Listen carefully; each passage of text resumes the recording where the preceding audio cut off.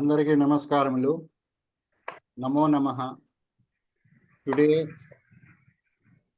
is a good day for all of us that we are going to start a new topic, a specialized topic, that is Vimana Sastram by our Guruji Prabhu Garu, who has done a lot of work on this. So far, we are going through the basics of various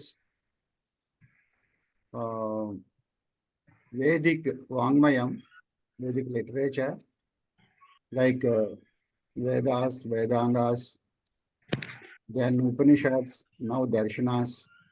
Going forward, we are going to see Gita, Bhagavad Gita, and then Ayurvedam, Vedic mathematics, then Sanatana Dharmam, Swadasa Samaskaramlu. Then you have various other topics like Panchangam and some research topics. Like very interesting topics are going to come. So let us start the session with Vande Mataram and then Prarthana. Request Salla Chittibabu Garu to do Prarthana, please. Sorry. Vande Mataram, Vande Mataram, Sujala Sufala, Malaya Jasitala, Sasya Syamala Mataram, Vande Mataram, Subrajyosna Pulakitayaminim, Pullakusumita Drumadala Shobhinim, Suhasinim, Sumadhura Bhashinim, Sukhadam Varadam Mataram, Vande Mataram, Vande Mataram. Vande Mataram. ధన్యవాదములండి చల్లా చిట్టిబాబు గారు. Now let us request Sarada Garu to chant Prarthana, please. सर्वेभ्यो नमस्कारः. ध्यानं प्रथमं वयं सर्वे सम्यक् उपविशामः. मेरुदन् साक्षात् स्थापयामः. नेत्रे निमीलयामः. कृपया इतस्ततः मा पश्यन्तु. Sorry.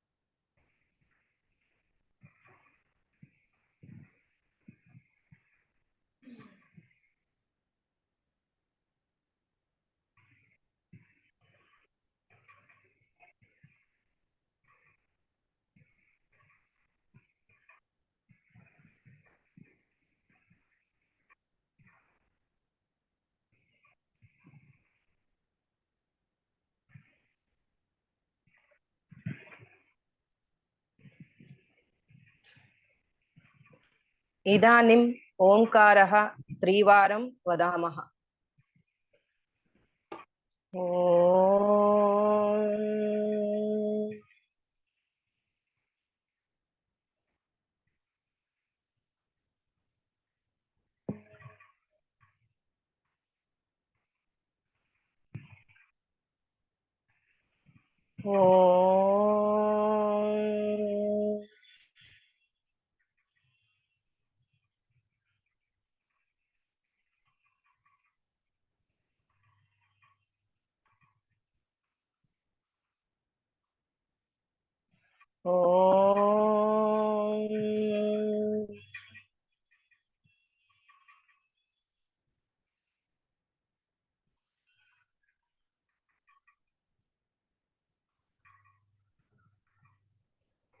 ॐ गणानां त्वा गणपतिगं हवामहे कविं कवीनामुपमस्रवस्तमं ज्येष्ठराजं ब्रह्मणां ब्रह्मणस्पत आन स्वह्नन्नोदिभिः सीदसादनम् ॐ श्रीमहागणाधिपतये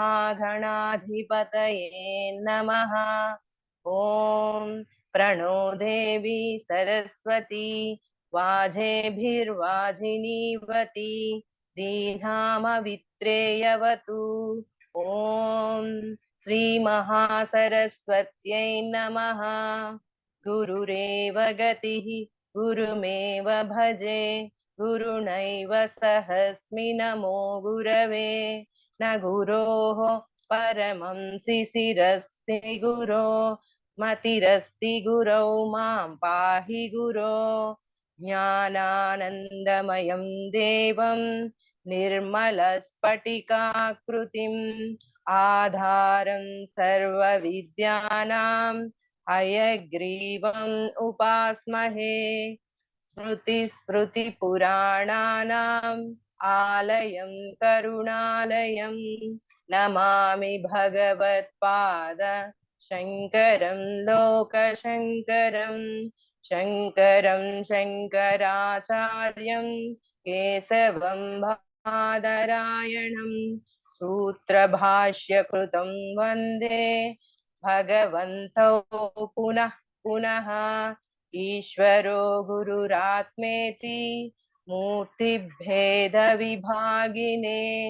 व्योमवत् व्याप्तदेहाय दक्षिणामूर्तये नमः। असतो मा सद्गमय तमसो मा ज्योतिर्गमय मृत्योर्मा अमृतंगमय। ॐ शान्ति शान्ति शान्तिः। मातृदेवो भव पितृदेवो भव आचार्य देवो भव अतिथिदेवो भव। ॐ सहनाववतु सहनौ भुनक्तु सह वीर्यं करवावहै तेजस्विनावधीतमस्तु मा विद्विषावहै। ॐ शान्ति शान्ति शान्तिः। हरिः ओम्। ధన్యవాదములండి. Thank you, sir. Thank you. Now let us request our Guruji CSR Prabhu Garu to start the webinar, please.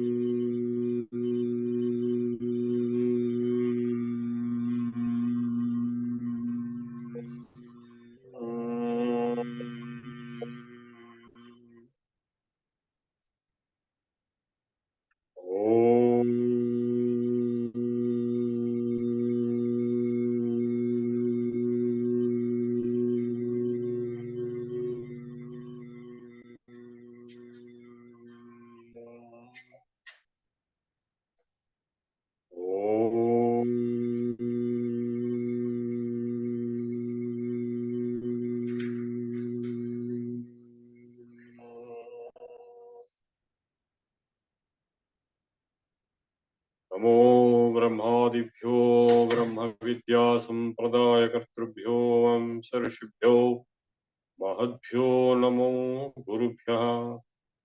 सर्वोपप्लवरहित प्रज्ञानघन प्रत्यगर्थो सोऽहमस्मि ब्रह्मैवाहमस्मि। Well, friends, the ancient Indian science and technology was very advanced. If you look at the descriptions in Mahabharata war or in Ramayana or in other Puranas, you find extraordinary feats being done. Whereas the post-Mahabharata period, that is the Kali Yuga, we don't find anything so extraordinary. Only some relics of the past science and technology remained,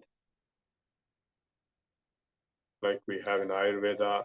A small part of original Ayurveda is remaining as relic. To take the example of plastic surgery in the Ayurveda, in the Vedic mantras we find descriptions of a human head being replaced by a goat head, like in the case of Daksha, and so on, by Ashwini Kumars, the Ayurvedic physicians and surgeons. So, whereas if you look at the descriptions in post Mahabharata period, in the Kali Yuga, you don't find any such extraordinary science and technology. You find only temple construction, some wars with ordinary weapons. There are no astras, and you find some relic of Ayurveda. There is no surgery in Ayurveda, plastic surgery like it was being described there. So just opposite to the trend in modern science, in ancient science, the deterioration will come through more and more modern times, whereas in modern science, improvement will come in modern science with time. So there are two fundamental questions which we have to ask ourselves. First question is it true that our textbooks which are describing that all science and technology inventions, discoveries, they have all come only from England? Newton's law, Boyle's law, Pascal's law, Young's modulus, all were Britishers, or at the most Lebanese, French, just next door. Is it possible that all knowledge, all sciences, mathematics, everything originated in England or nearby England about 200 years ago? This is the first question. The second question is, are all the descriptions given in our text like Mahabharata, Ramayana, Puranas, are they real or are they fake? So let us dwell on the first question. If you look at the first question, until the apple fell on Newton's head, there was no knowledge of gravitation. The law of gravitation, Newton's laws, first law, second law, third law, and Boyle's law, Pascal's law, Young's modulus, bulk modulus, all these things came only about 150 years ago. Pythagoras theorem, atomic theory, everything within 150 years. If that is true, let us assume for a moment that is true, as we read in our textbooks. All textbooks are telling this narrative. If you assume that is true, then there should be no scientific or technological activity or advancement or achievement or construction or any such a proof of existence of science and technology before Newton or before British Empire or before English languages. English language itself is about 400 years old. There was no English language before Shakespeare. So if you look at the period before Shakespeare, what was there in India or in China or in Egypt? In Egypt, we have the pyramids. In India, we have the huge number of temples.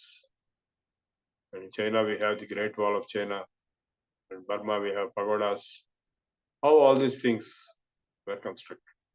The huge temples by Cholas, by Pandyas. So, like Brihadiswaralayam, if you take in Tanjavur, Cholas constructed it, Rajendra Chola, Kulottunga Chola. There is a 1000 kg stone at the topmost point of the Brihadiswaralayam. How did it go there? Can we do it today so easily?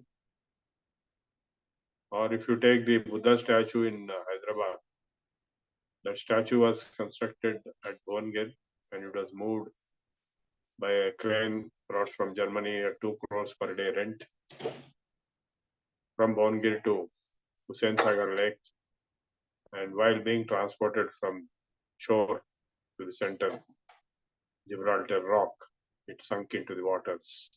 Those who remember can recall. And it remained under waters for many years. Great difficulty of, I don't know how much money was spent. ABC consultants somehow rescued that from underwater and brought to the Gibraltar Rock and established. It was so difficult task. So if you look at a similar statue, a bigger one than the Buddha statue in Hussain Sagar, we have this Ravana Belagoda in Hassan district of Karnataka. Gomateshwara statue is bigger than this. It is established on the top of a hill. How did it go there? Can you do it today? Can you lift a statue of the size of Buddha statue or Gomateshwara statue from the ground level to the top of the hill? Is it possible? The answer is no. So these kind of questions, they pester us. We have no answers because people want to escape from answering these questions. They just want to say that, all science originated in England 150 years ago, and before that there was no science and technology. So there cannot be any greater lie than this. Similarly, in Ayurveda also we have, human being has survived for about 1 lakh years, because human being has existed for about 1 lakh years. If there was no medical science, there was no possibility of survival of humans, because all humans might have died without any medical science before the advent of allopathy. The allopathy was born with the discovery of penicillin about 100 years ago, and without that there was no allopathy. Before allopathy, we had Ayurveda, not only in India but the herbal medicine in all over the globe, in all countries.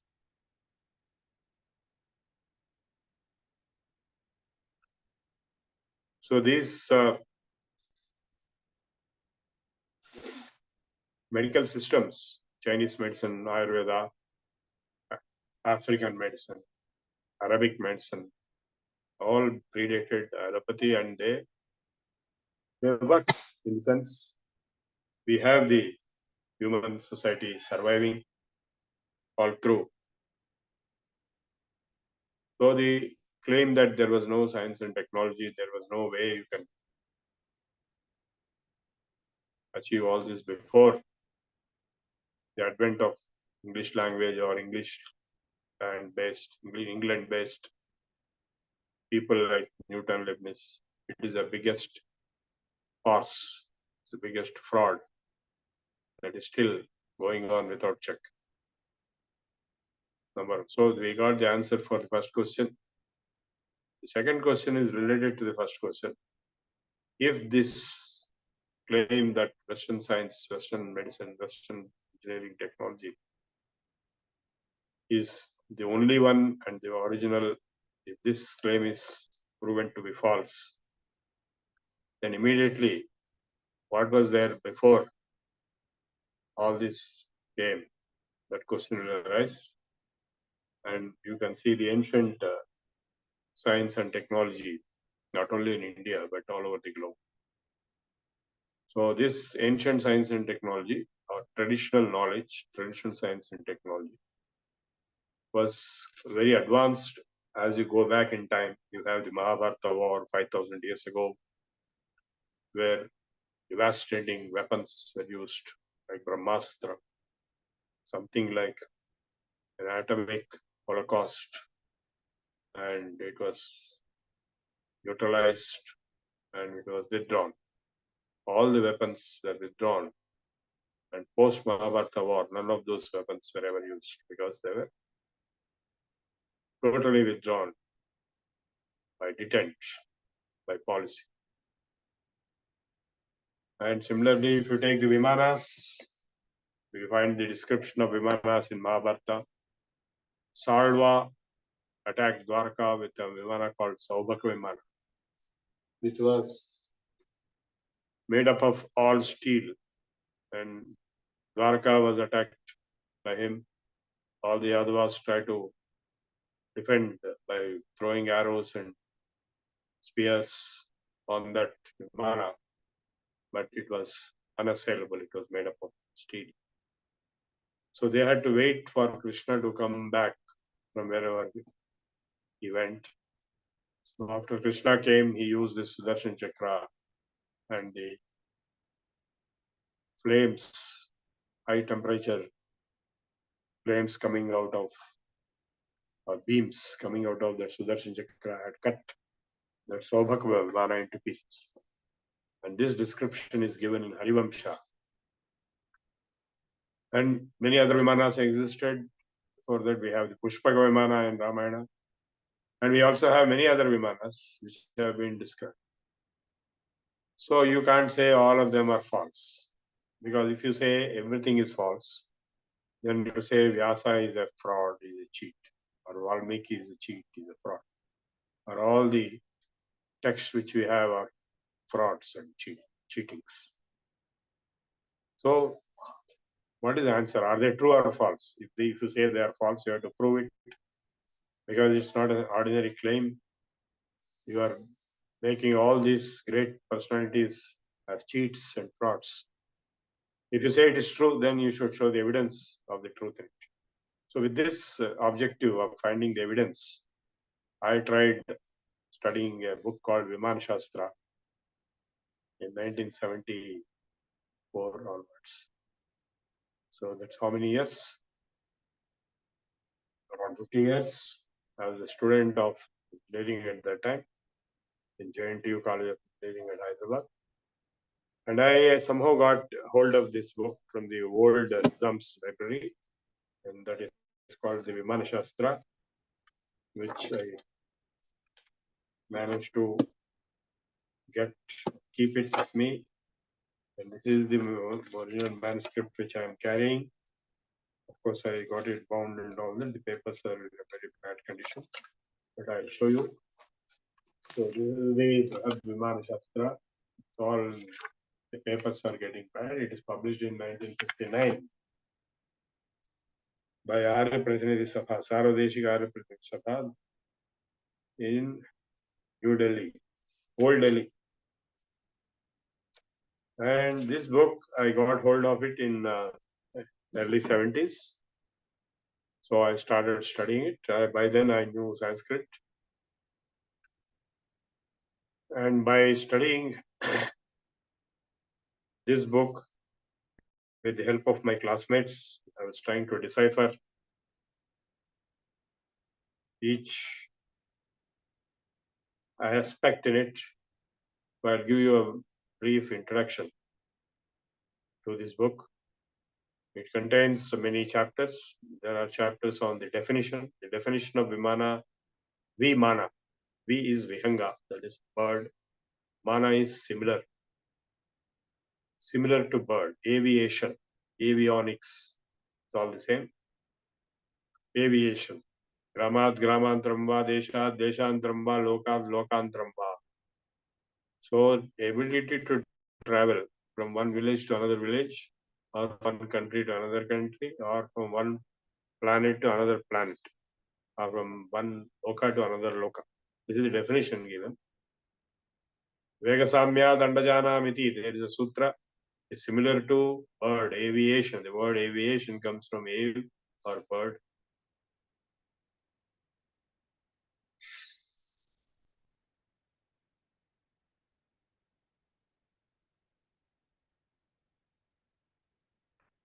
So the Vimana Shastra comprises of many chapters. After definition, it goes into the sutra called Rahasya Adhikari. Who is the Adhikari for this? Rahasya, he who has been taught the secrets. Now this Brihad Vimana Shastra is supposed to be a Vaimanika Prakaranam, one chapter in another book which is not available now, that is called Yantra Sarvasva, ascribed to Bharadwaja. We have no idea about that book. We have this book with us, and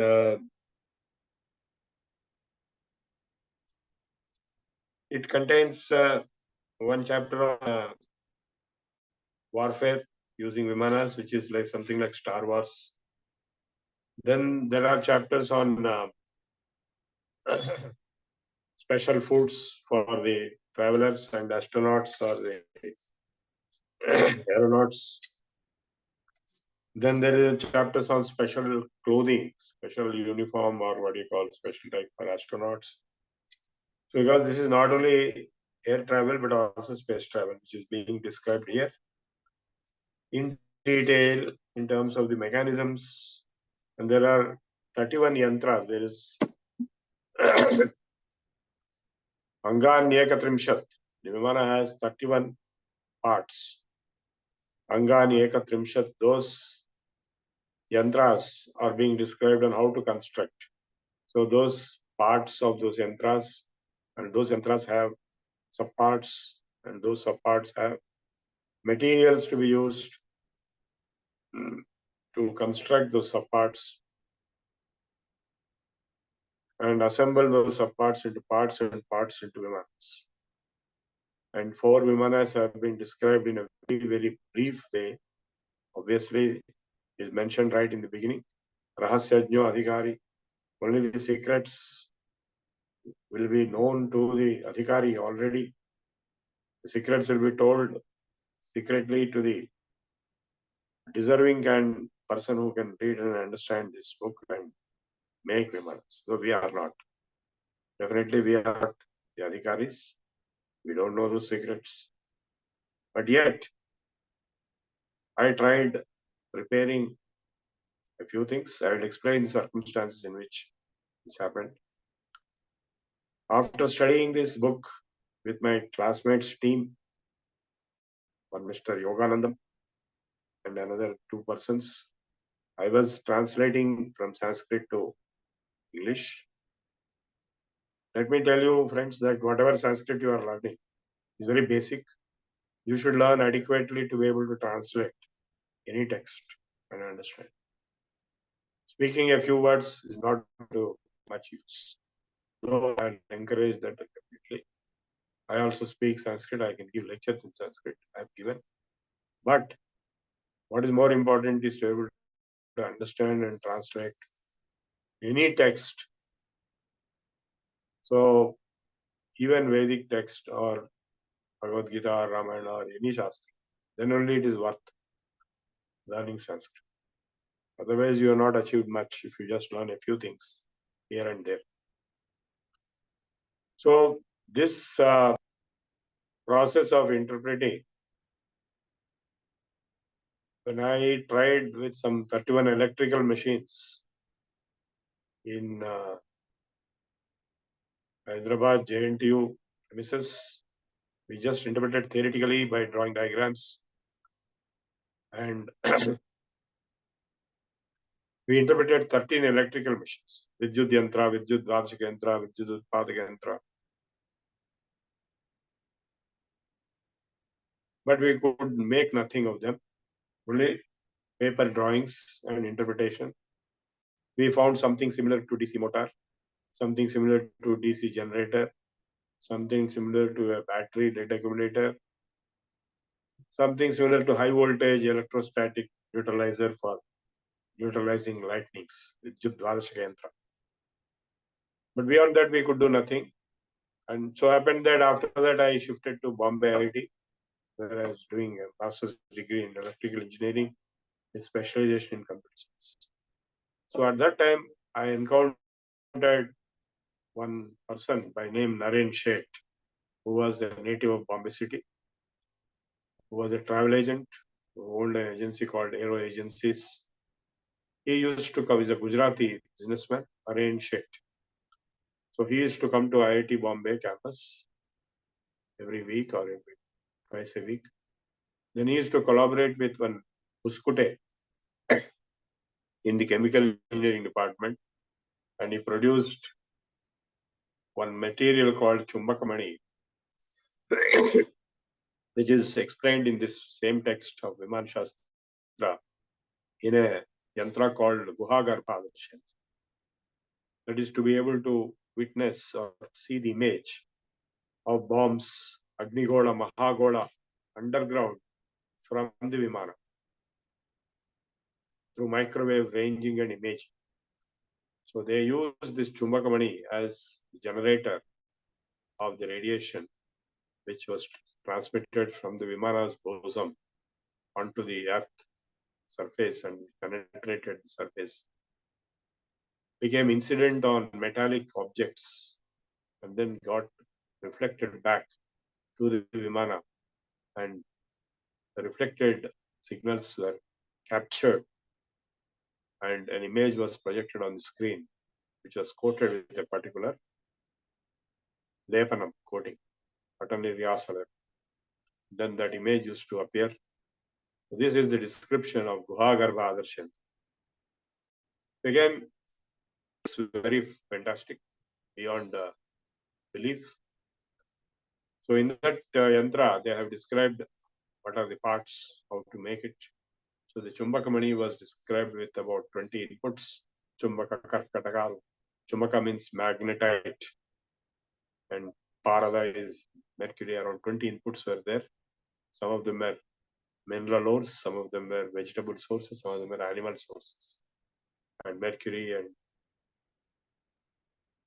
magnetite, iron, and so on. So this Naren Shade and this Buskute of Chemical Engineering Department, they managed to interpret those words in that single sloka and get those inputs from the market, from the Ayurvedic herbal shops, and then melt it in the modern crucible. And they made one Chumbakmani, which is black. And then they started characterizing, testing it. So the characterization was done in TIFR by Prakash and also in Bombay IT. And it was confirmed that it was a soft ferrite, and it also showed semiconductor properties, photovoltaic as well. So it was amazing shock, because all semiconductors were discovered in 1950s, whereas this book was published in 59, but it had the manuscripts belonging to 1911, 1919, 1921, 1922, 24, and so on. I have those manuscripts with me, copies. So it is amazing how they knew this. So the CSIR got the feedback from IIT Bombay. They instituted a project called Chumbakmani project, which was assigned to one Maheshwar Sharan, professor of chemistry, and his wife, Madhuri Sharan, Madhuri Sharan is alive today, who were asked to reconfirm the observations or the experimental results, which they did, and they confirmed that that was true. So it became a big sensation. I'm talking of 78. I was there at that time. And before that, in 76, they were doing all this. I joined there in 76 and I left in 78. So I kept contact with Naren Sheth, who lived in Kemp's Corner in Bombay City. Later on, I shifted to US in 81. I was in the MIT campus in Boston, Massachusetts. When I told about this, I spent 3 months in MIT campus with my close friend, Kumar Nuchu, who now lives in the US. And in that stay, I told about this text and the possibility of this text being real. So all the Asians, Bangladeshis, Pakistanis, or even Afghanistan, all these people, and even Chinese, they met me and said, even if 1,000th part of this text is valid and true, then it proves that all science and technology are originated in the East and not in the West. They identified themselves with India and East. That was a very fundamental issue because it is usually projected that all science and technology are originated in England or nearby England around 150 years ago. So this text became a hot subject, and they asked me to bring the text. I didn't have it. It was in India. Then I shifted to California, University of California at Irvine, near Santa Ana, Orange County, between San Diego and Los Angeles. I was there for 1 year through Tata's project. And at that time, in University of California, Irvine, some of the Indians were interested in this subject. They asked me to bring this book, which again I didn't have. So finally, I returned back to India in 84, rather, early 84, in January. And then the first thing I did was to land in Bombay and go to Naren Sheth's house and stayed in his house with my mother and revived the contact and revived the interest in this book. And he said, yes, we will work together and all that stuff. He made further progress using the Chumbakamani. In the same yantra, there is another Paragrandhika Drava, the liquid, and also a Panchadhara Loha, one alloy. So he made these three items and he made wires out of Panchadhara Loha. And he made Chumbakamani as the central object submerged in Paragranthika Drava and exposed to sunlight, it generated electricity. So that is photovoltaic behavior of a semiconductor, which is also a ferrite, soft ferrite. So I came back to Hyderabad. Of course, when I landed in Bombay, I met Naren Sheth in Bombay. Then I joined Pune, Tata Motors. It's Telco, it was called at that time. I was there for 2 years. After that, I resigned and came back to Hyderabad and joined NIC. NIC just got established in 86. So I joined in Delhi in 86 and shifted to Hyderabad at the end of 86. And at that time, I met Dr. B.G. Siddharth, who is the director of Birla Planetarium, Birla Science Center. So he was conducting certain seminars on the Rigvedic astronomy. He says that the Rigveda contains descriptions of phases of Mercury and Venus. Because we know in our naked eye, but the phases of Mercury and Venus cannot be seen with naked eye. But there are descriptions. Therefore, Dr. Siddharth concluded they must have had telescope. Therefore, some lens and glass and all that. So he came to my office in NIC, which is pretty close to Burgul Ramakrishna Bhavan. The NIC is inside A block, whole A block, 10 floors of Burgul Ramakrishna Bhavan, right next to Municipal Corporation of Hyderabad building, near the Ambedkar statue on Tank Bandit, beginning. So this, when he came to my office and asked me to show some references about lenses or glasses, then I showed this Vimana Shastra, and it is amazing how I recovered that Vimana Shastra from my house. My house contained all old books and old papers, right from 1930s, which my wife has destroyed and wanted to remove it. She was trying to sell it off to Kabadiwala.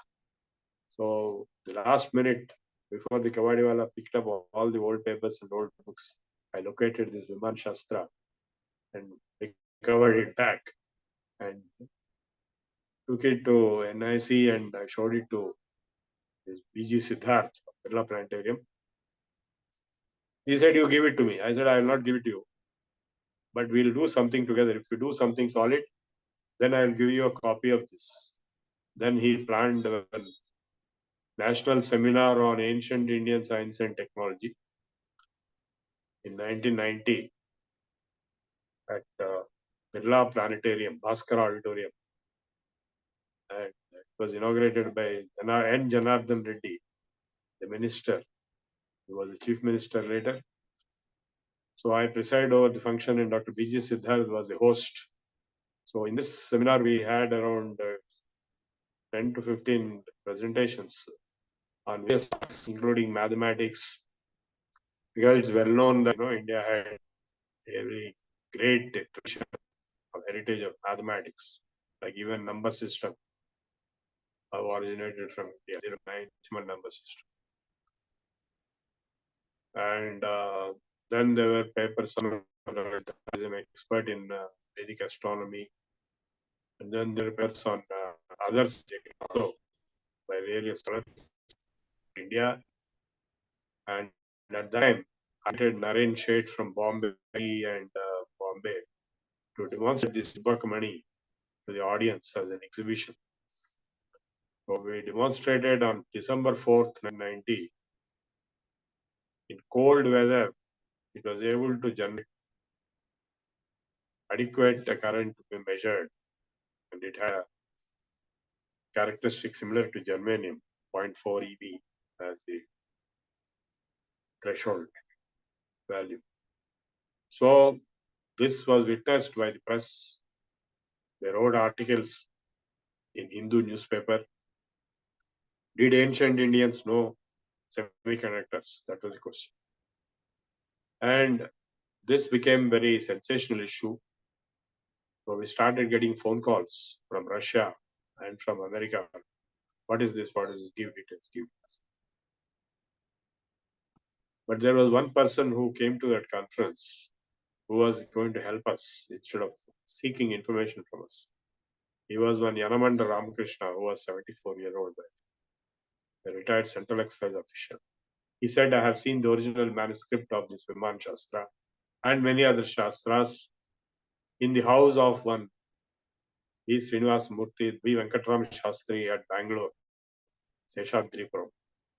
So we rushed to Bangalore with him, a committee of 3 persons, himself, myself, and one person from Birla Science Center, who later joined Salarjung Museum. The museum person, conservator kind of person. So we took one Xerox machine with us.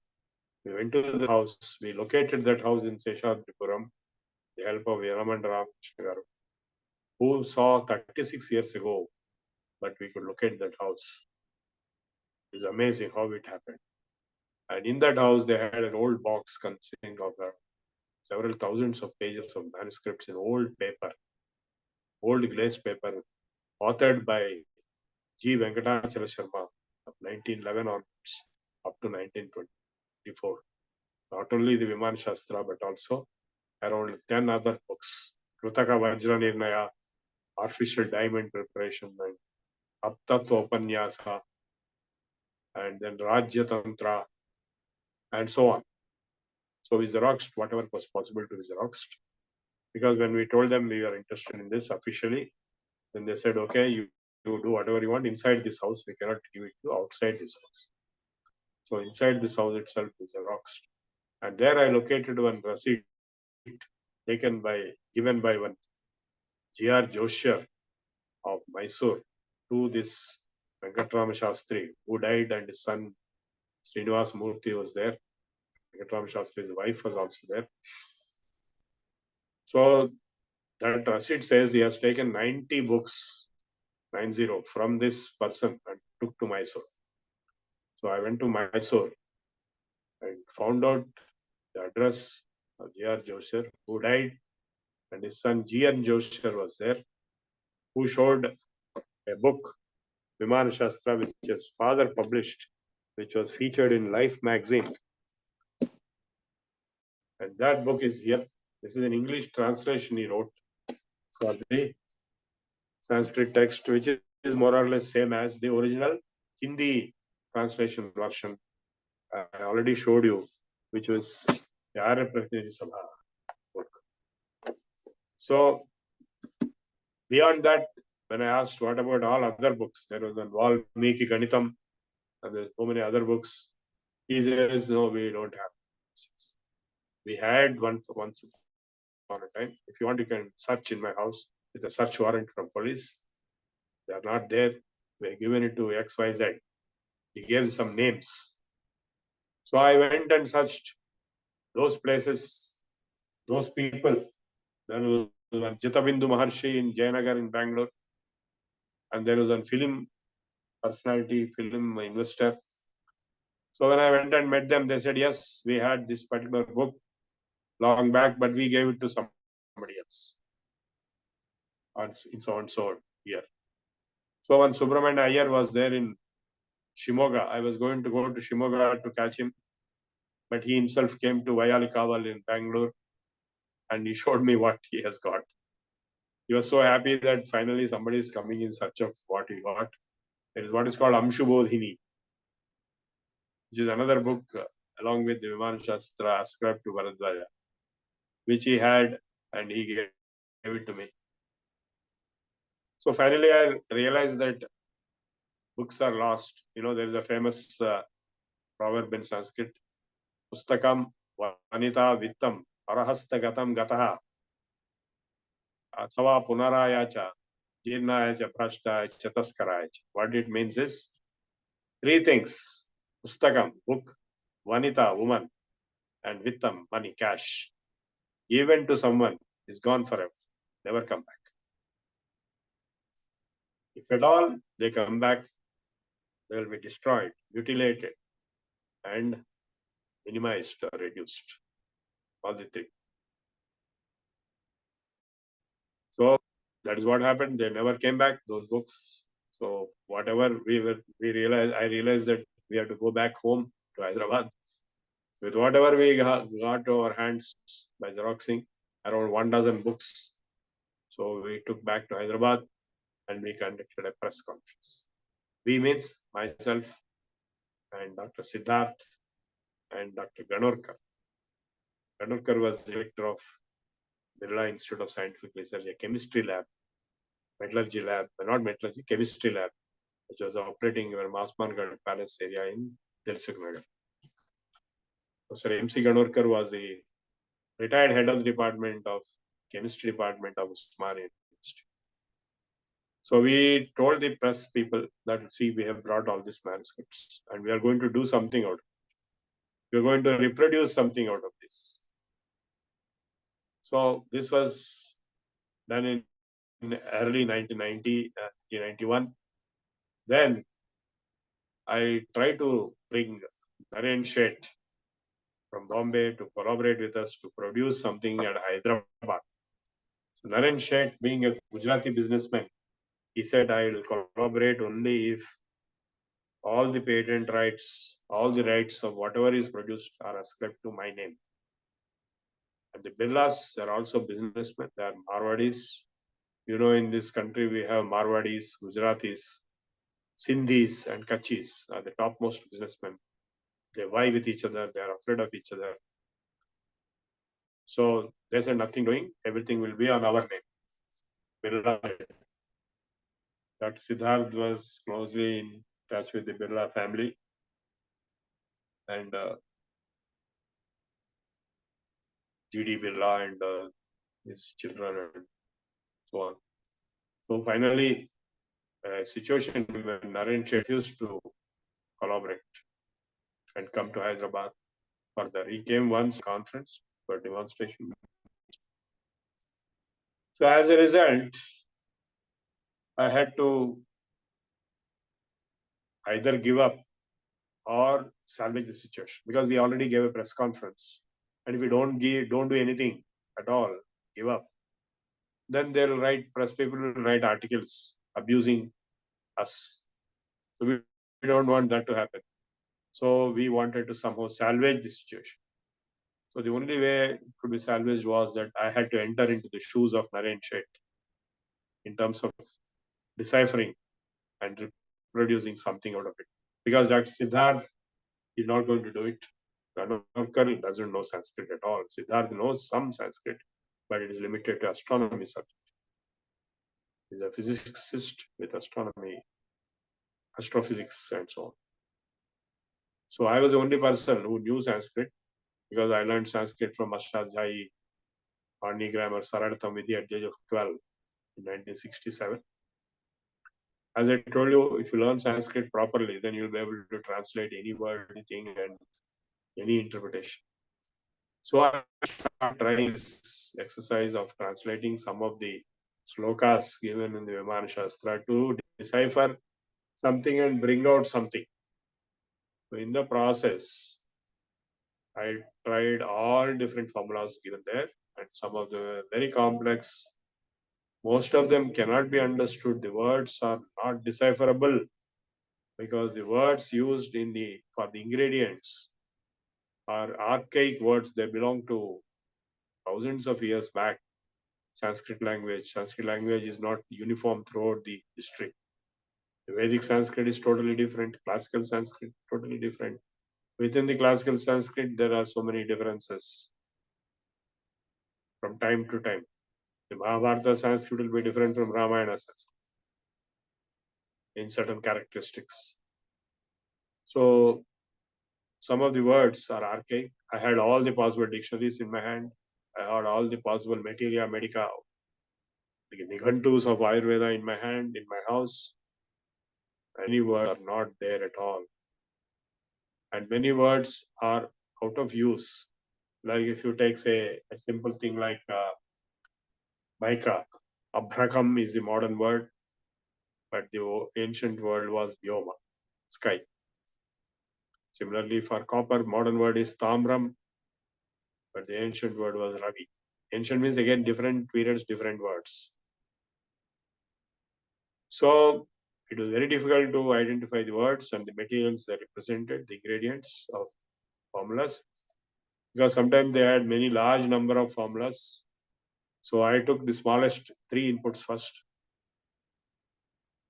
Krishna Sisam Janjani Tundam Samam Shataha, equal proportion in weight for 3 items. Krishna Sisam, black plate, Anjanikam and Vajratundam. What is Anjanikam? Nobody knows. This is not there in any dictionary. At last, we found Anjana means Surma, that is what is applied to the eyes, black. Collyrium, black collyrium. But that is not going to help us here because we need some material. So I was wondering what to do. I was doing tapasya. And then suddenly one yogi came to my house. His name itself was Anjalananda. He was a sadhu. He was not eating any food. He had long hair, beard and hair and all that. He was carrying some 200 books with him. He will carry the books and keep walking without eating food. Can you believe that I saw such a person? So he probably was drinking only milk or something. And he came to my house. He stayed in my house because he came to Ashok Nagar and he was a yogi of high order. So everybody told my name because I was a yoga teacher there. So he came to my house and he stayed in my house in Gandhi Nagar, which is next to Ashok Nagar. And during that time, he told me, because he was able to understand what problems we were facing. We were having some powers, occult powers. This was the time when the Chanakya serial was coming in the TV. So he was lying down in some yoga post and we were listening to the Chanakya serial, but we were not able to understand certain things. But he told us without even listening to it. So he told me, you go to one shop. That shop name is Munnalal Dabasas in Begum Bazaar, and go and say Surma, because Surma is the Hindi word for Jannah. And he will ask you Kala ya Safed, to say Kala, and you will get your required object. It is like magic. So I went there and told Surma. So he asked me Kala ya Safed. I said Kala. Then he brought one stone, black stone, which is mineral ore called Galena in English. It is lead sulfide mineral ore. That is exactly what is required here. Anjanikam. And then Vajratundam. Vajratundam, if you see the dictionaries, you will find Garutman as Vajratundam. He who has very hard nose or trunk. Garutman is not going to be of any use to us. It has to be either a material or a plant or some such thing. So finally, with my, I would say I was guided, it's a miraculous intervention by higher beings. Every morning, 3 o'clock, I used to get up and sit with this. I was almost mad. And then finally, I came across one Ayurvedic doctor, Dr. Ram Nivas Sharma, who wrote something like 25 books and who was given the award, the Mantri Award, as topmost honor. He was one of the topmost 4 Ayurvedics in the world. He was honored by Atal Bihari Vajpayee, the Prime Minister, with the Mantri Award. And he told me this Vajratundam means cactus plant which has thorns like Garudman's nose, very hard. And he told me the long type is one to be used, it is being used in Ayurveda. So I took that cactus plant and black lead and this galena, mineralore and mud, put all the 3 in equal weight into a modern crucible in the modern furnace and kept on heating it. There it is said Shatakakshoshna Vegata, 100 kakshas of temperature. We don't know what is a kaksha in their terms.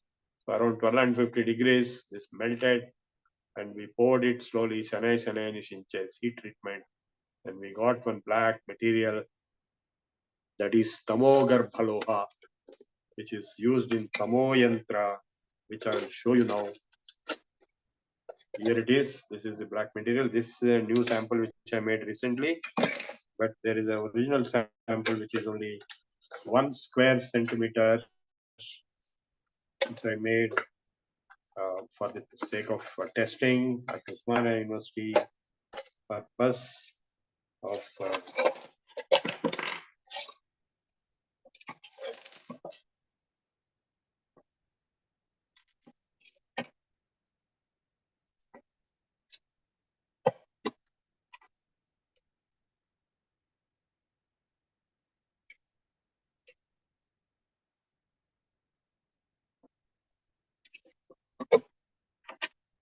yesterday also I gave a demonstration to one institute at Badruka College, same things.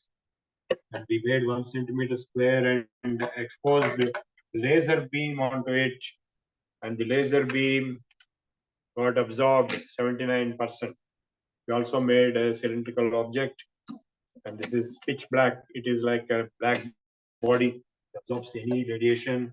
I think I have lost pieces somewhere. We try to coat it on a metallic object. And then this was the first result we got, and we found no such material exists in the modern day science and technology. Then I produced another material, copper alloy, which was able to resist corrosion by sodium chloride. All copper alloys are very bad resistors to sodium chloride solution. They lose weight at the rate of 0.2 milligrams per decimeter square per day. And so I reproduced this recently at Jain University at Bangalore, big piece, golden color type.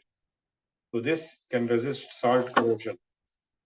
And then there is an Arara Tamram, which is used in Vakra Prasarana Yantram for sake of zigzag motions and reverse motion with a gearbox. This is a gearbox, 4 inches diameter. The original was 24-inch diameter. This is the driver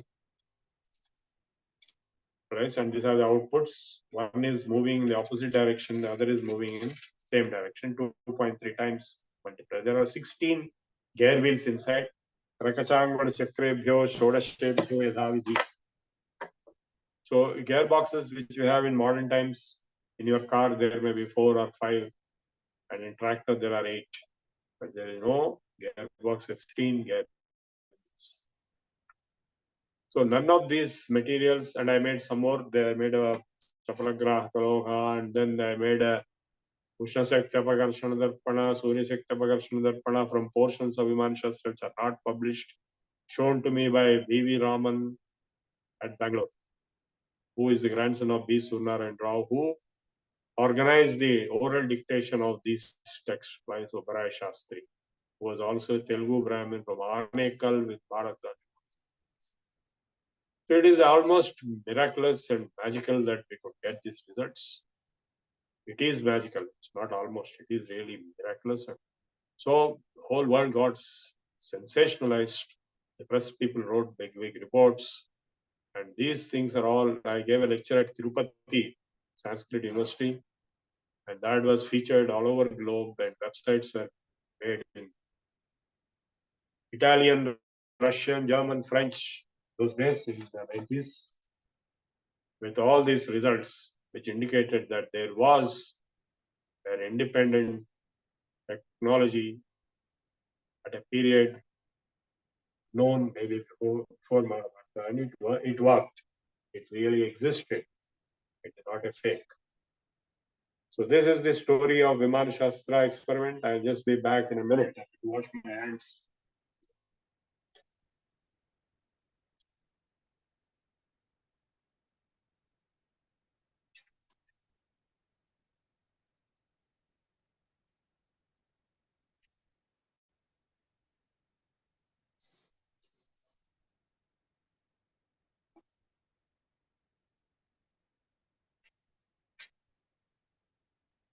I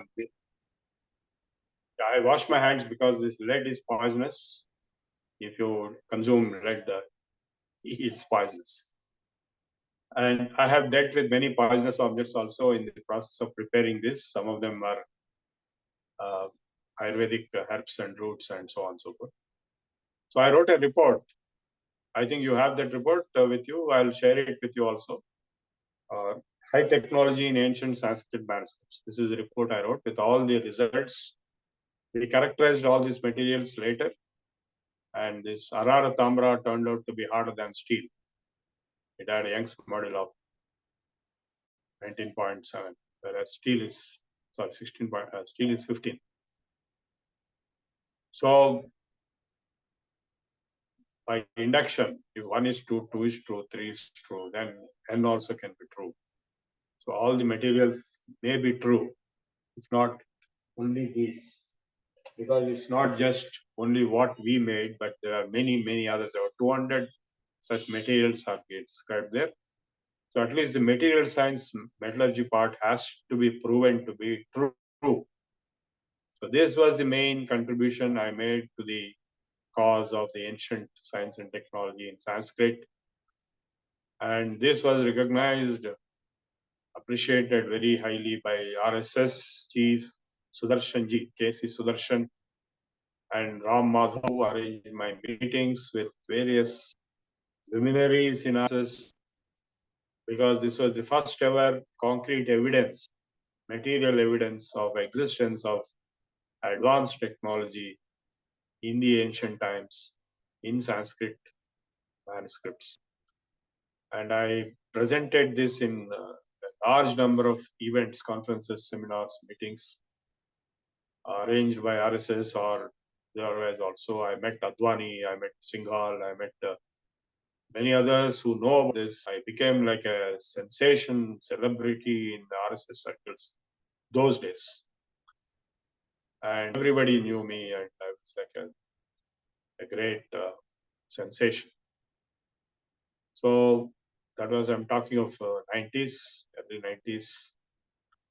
And after that, miraculously, again, everything stopped because Professor M.C. Ganorkar passed away, and Dr. B.J. Siddharth stopped getting funding for this activity, and I also stopped.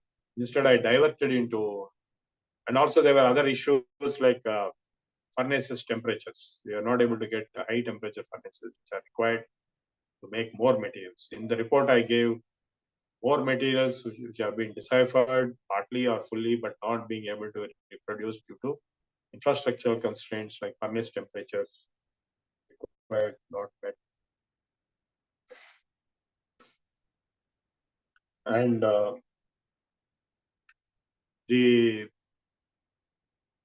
I diversified into biological products instead of metallurgical products because no furnace is essential. So I made one Agni Stambhanam. This is given in the text written by Ravana, called Uddisha Tantra. This Bharadwaja wrote this Vimana Shastra, they say, the sutras. Rama was representing, we had Rama's birthday for yesterday. Rama was not a technologist, but he was a warrior. The technology was coming from Bharadwaja. And the other side, Ravana. Ravana is a warrior as well as technologist. He wrote many books.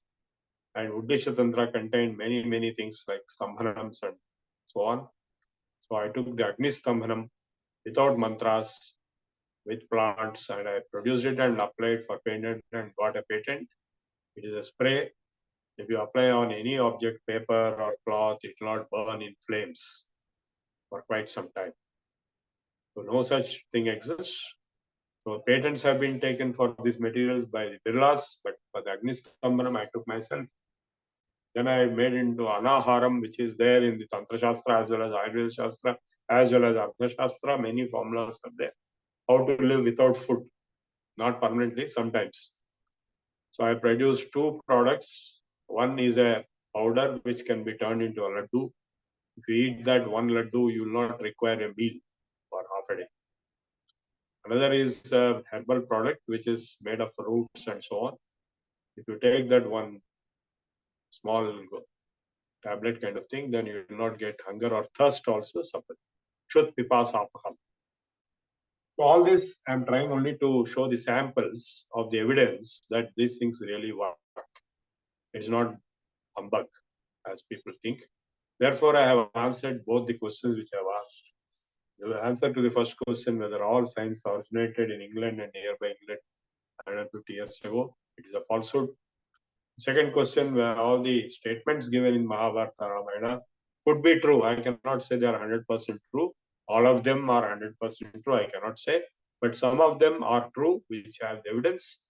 And since quite a few of them are true, because I made around half a dozen materials, and somebody else made in IIT Bombay another half a dozen, 3 or 4 materials, and somebody else in Guntur did something else. Somebody else in some other place did something else. So all worked independently and used similar or even same or dissimilar items from the same text. Therefore, the text is not a fraud.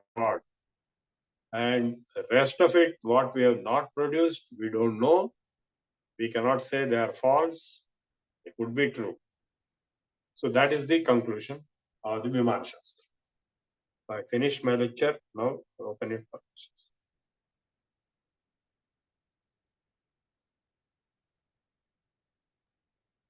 Hello. ధన్యవాదములండి.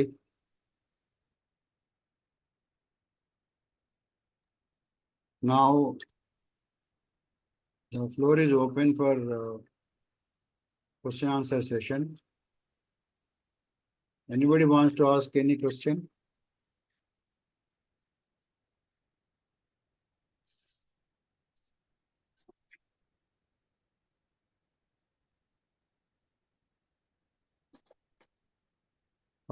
Any questions in the chat box? There are no questions in the chat box. I just wanted to say something. Yeah. Yeah, please. Yeah. This particular lecture on Vimana Shastra by Prabhu Garu, though Prabhu Garu is known to our family earlier, I came to know about this particular lecture. And then that was really amazing to know about Vimana Shastra and the material that has been made from reading from the books. And that is the scientific background in which this course has been designed. The course is not mantra, tantra and all. It has a scientific basis. And the designer of this course is Prabhu Garu, and with his scientific background, with his background of Sanskrit as such, and all the traditional things that Sanatana Dharma follows, this is the scientific content or basis, foundation for this course, which is gathering momentum batches by batches. And really, whenever I hear this lecture, I feel very emotional also. Yeah, this is a fantastic lecture and should create interest in all others, not only interest, belief in Sanatan Dharma and the rich tradition that we have. And unfortunately and very badly, we have lost all this. And this course is only a small thing, very, very small thing. But even big things have a small beginning. So I hope this particular course will go forward, and some interested people who are doing research or who have research bent of mind, especially the youngsters, can join, meet Prabhu Garu and take this rich knowledge forward. Uh, Before again it goes into the dustbin, as Prabhu Garu said that he got that Vimana Sastra book from the almost going out.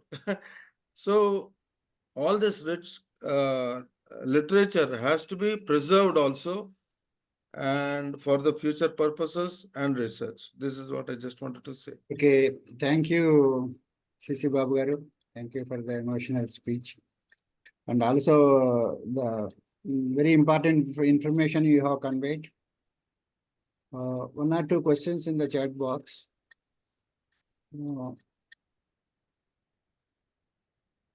Where should and how they should begin?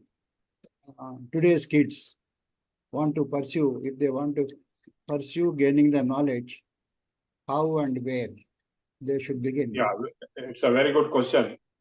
It goes without saying that they should have the deep interest first.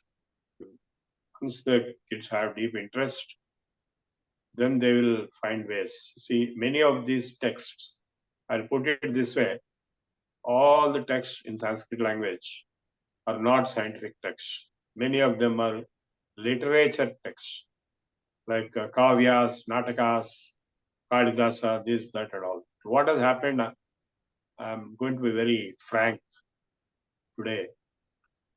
The people who teach Sanskrit in universities or in other institutions, they are mostly literature people. They are not scientists. Now, a very important point you have to realize is that every person who knows Sanskrit language will not understand all this science and technology. Like, for example, everybody who knows English language cannot understand medical textbooks which are written in English.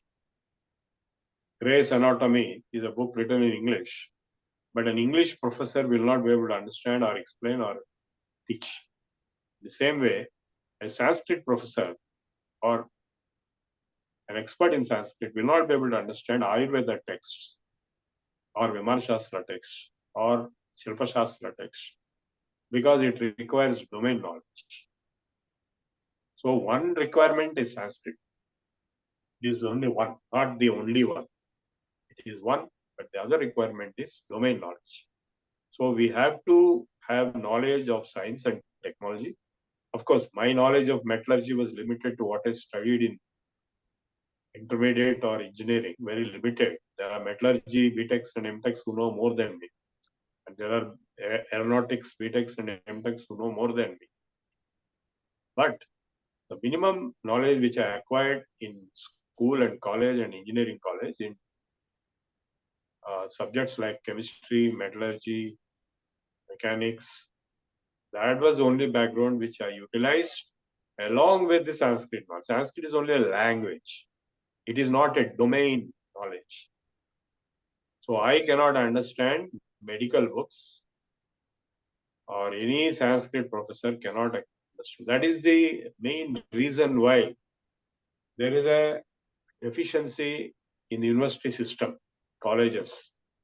There are people, professors of Sanskrit, who give wonderful lectures on Abhijnana Shakuntalam of Kalidasa or Raghuvamsham and so on. They are all literature. They are all mostly fiction. But when you ask them to explain, say, Vaisheshika Sutras in terms of physics, which I did last time, or we asked them to explain Vimana Shastra in terms of aeronautics or metallurgy or mechanical engineering, they will not be able to. And I'm not blaming them for it. I respect them for their knowledge, whatever subject. And they will not be able to explain Ayurvedic texts also. So what I mean by this is that two subjects are required. One is Sanskrit language, which is just language like English language. Second is domain knowledge. If you know something in chemistry, metallurgy, then you will be able to reproduce some of these materials from those texts. There are many texts. In fact, in Vimana Shastra, around 100 texts are being referred. Of course, most of them are not available today. Loha Tantram, Shakti Tantram, and so on and so forth. So, various authors over centuries and millennia. Please remember, we are talking of a 1 lakh year old civilization. That is, if we look at the history, we have the Saraswati River, which existed 40,000, 50,000 years ago. In Meerut, there is an old Stone Age spot which is 1 lakh years old. And Kurukshetra is the place where Saraswati River flew. And in between Meerut and Kurukshetra is not very much long distance. Meerut is a place where the old Hastinapuram existed. And Delhi is the place where the old Indraprastha existed. And Kurukshetra is the place where the war took place. And the 5 villages which Krishna asked are there, nothing but Panipat, Parnaprastha, Sonepat, Swarnaprastha. And the Karnal is the area where Karna's tent was there in the war. So these are all realities. So one side, the knowledge of Sanskrit, which is the fundamental requirement, not just the basic Sanskrit, but deep enough to be able to interpret words, maybe Kovida and beyond Kovida level. At the other side, we need the domain knowledge of that particular subject. I will not give lectures on Ayurveda because I don't know Ayurveda. I may know Sanskrit. So similarly, the third thing is the interest in archaeology, history, excavations, and historical investigations, and so on. So these 3 things are the essential requirements for our youth to be able to produce concrete results. Of course, interest can be generated by reading books on these subjects. There are many books like Vaisheshika Sutras are there. Then we have Yoga Sutra. Why we are delivering this course is that purpose. We are delivering this course to be able to access the treatises, scientific treatises in Sanskrit language. That is Indian knowledge systems. Yesterday I gave a lecture at Badruka College. It was very highly appreciated. And Indian knowledge systems are Sanatana Dharma. The contents are same, though the terminology is different. So if the answer to that question is these 3 things. First, learn Sanskrit to the maximum extent, Kovida and beyond. Second, have domain knowledge, whichever domain you belong to. One person cannot be having a domain expertise in many subjects. Whatever domain expertise in that subject, take Sanskrit books in the same subject. Suppose you are a civil engineer or architect. There is a book called Manasaram, which is explaining how to build 12-story buildings and forts and palaces. And Mayamatam, then Vishwakarma Vastu Shastram.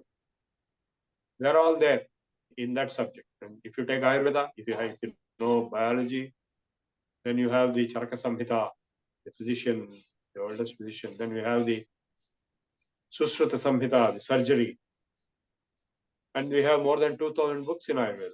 Sarangadhara Samhita, Madhava Nidanam, so on and so forth. So endless. Because we are talking of thousands of years of heritage. And if you know metallurgy, then you have Loha Tantram, Vimana Shastra, so many other books. So that is the way to go for. And you should also have interest in archaeology and history. I went and visited 8000 BC spot called Dhirana, Banavali in Haryana, where the Indus or Saraswati Valley civilization spots are there. Then you will find some objects which you can bring and start excavating. Underwater exploration was done in Dwarka. They gave me an object to compare with my objects. Next. Okay, There is- Lokanathan ji. There is one more question in the chat box. What is the impact of our traditional ancient knowledge and the West in our development of sciences and technology after independence? Yeah, after independence, only Ayurveda and yoga and music, classical music and Bharatanatyam, these are the 4 subjects which survived. All other subjects more or less died. Of course, Vastu is also a little bit survived. And all other subjects, nobody knows anything. So you have to go and dig up.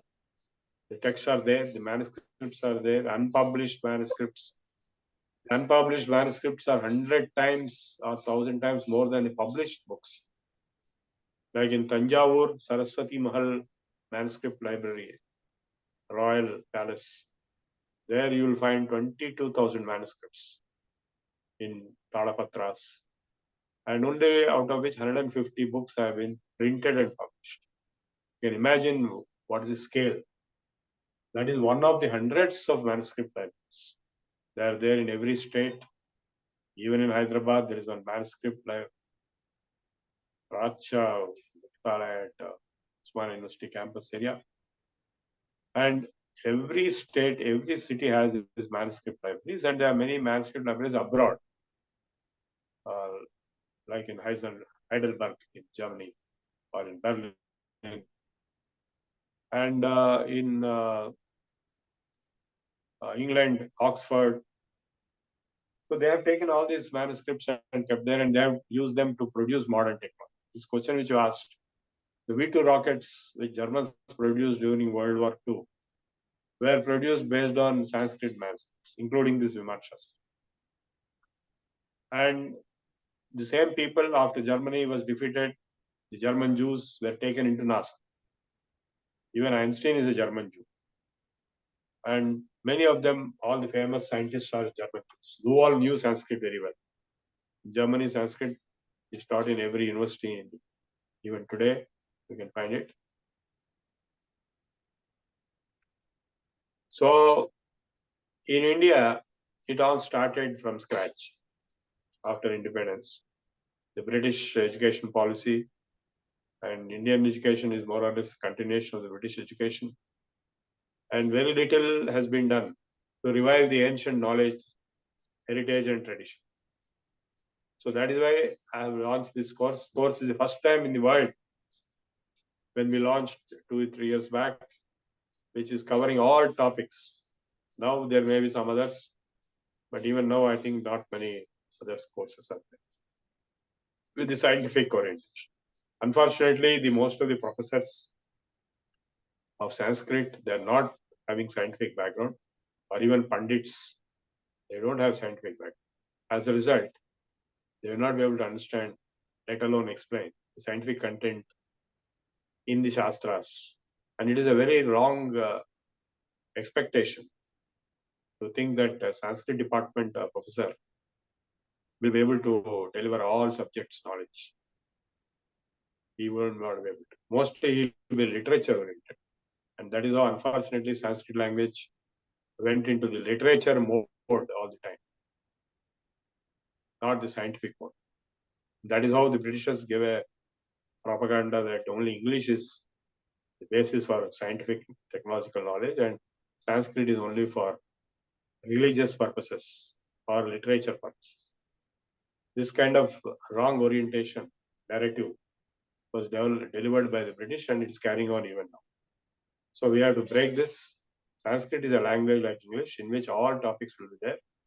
English also has anatomy, physiology, space science, as you know, every topic. So also Sanskrit will have all topics. That is the point we are trying to make. The previous science and technology. So the link between the ancient and modern has to be established. If you revive, like for example, Ayurveda is now found to be more powerful and more impactful than allopathy. The allopathy medicines have a lot of side effects. And yoga, of course, is unbeatable, unique in the world. And then similarly, if you take Vastu Shastra, which is the ancient architecture, civil engineering, it is now being recognized as more scientific. because it is more environment friendly. Most of the Sanskrit based knowledge systems are environment friendly. They are green, which is not the case with English based modern science. They result in environmental destruction. They have already resulted in a very large scale destruction. Yes, next. Okay, tomorrow there is going to be a webinar again by Dr. CSR Prabhu garu. Glimpses of ancient science, Indian science and technology. Tomorrow afternoon, 4 o'clock. All of you please log in and then attend that also. It is a continuation of this, probably, or even various technology will be covered in it. Now, anybody else wants to say anything?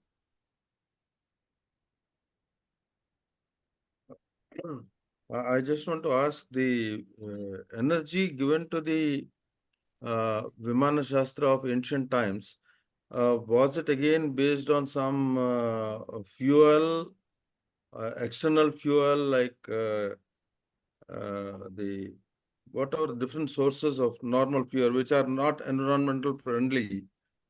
Was it also environmental friendly fuel energy? Yeah, okay, good question. There is a whole chapter called Shakti Adhikaranam in the Vimana Shastra. So different types of energy have been explained.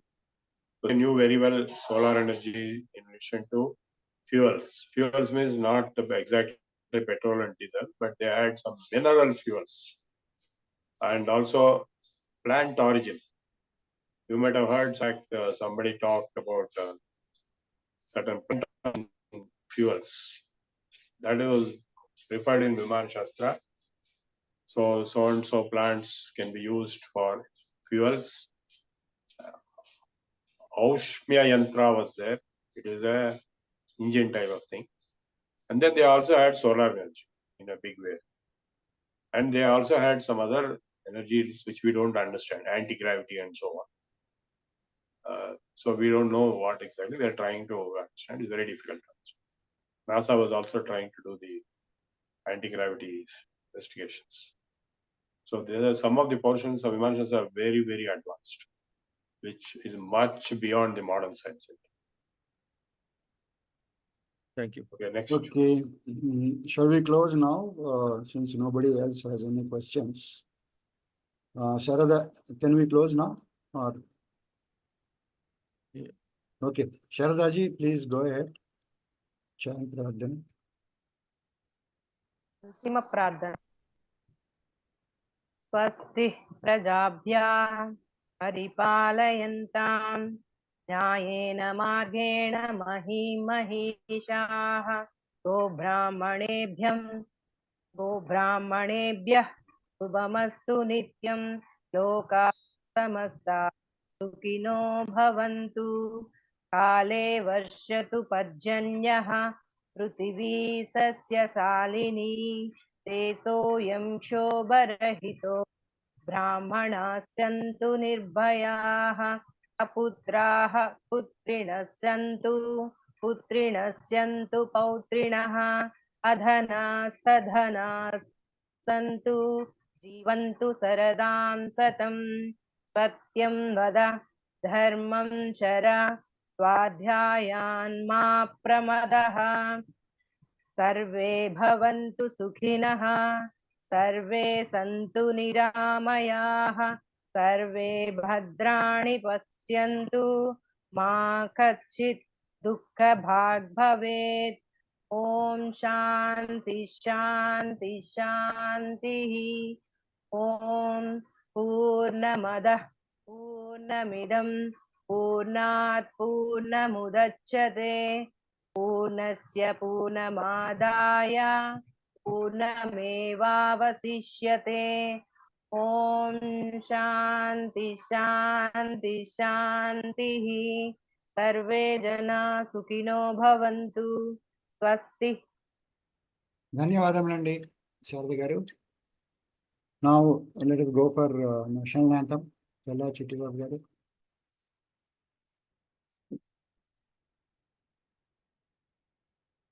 जनगण मन अधिनायक जय हे भारत भाग्य विधाता पंजाब सिंधु गुजरात मराठा द्राविड उत्कल बंगा विंध्य हिमाचल यमुना गंगा उच्छल जलधि तरंगा तव शुभ नामे जागे तव शुभ आशीष मांगे गाहे तव जय गाथा जन गण मंगलदायक जय हे भारत भाग्य विधाता जय हे जय हे जय हे जय जय जय जय हे जय हिंद జై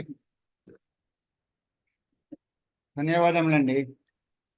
చాలా చిట్టిబాబు గారు, థ్యాంక్ యూ సో మచ్.